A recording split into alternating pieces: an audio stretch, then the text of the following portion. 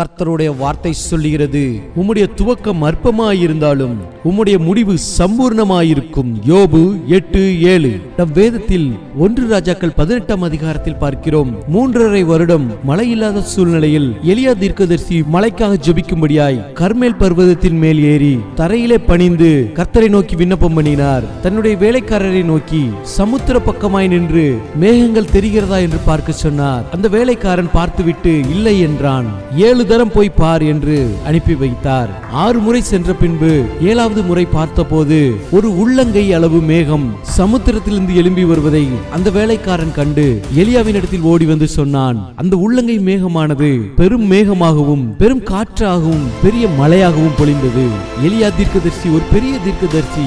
ஆனாலும் அவர் கர்த்தரை நோக்கி பணிந்து கர்த்தருடைய நேரத்திற்கு காத்திருந்து 6 முறை முயன்று 7வது தரம் மேகம் எழும்புவதை கண்டார். நம்முடைய வாழ்க்கையிலும் நாமும் அநேக முயற்சிகளை நாம் எடுத்திருக்கலாம், அநேக தோல்விகளை கண்டிருக்கலாம், நம்முடைய ஆரம்பம் அற்பமாயிருப்பதை கண்டு அநேகர் ஏளனம் பண்ணலாம். ஆனாலும் எலியாவோடு இருந்த தேவன் உங்களோடும் கூட இருந்து உங்களுடைய அற்பமான ஆரம்பத்தை கர்த்தர் சம்பூர்ணமாக மாற்றி கொடுப்பார். ஆமேன்.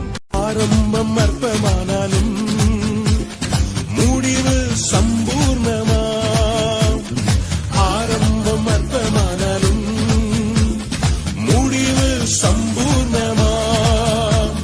குறைவுகள் நிறைவாகட்டும், எல்லா குறைவுகள் நிறைவாகட்டும். என் வறட்சி செழிப்பாகட்டும், என் வறட்சி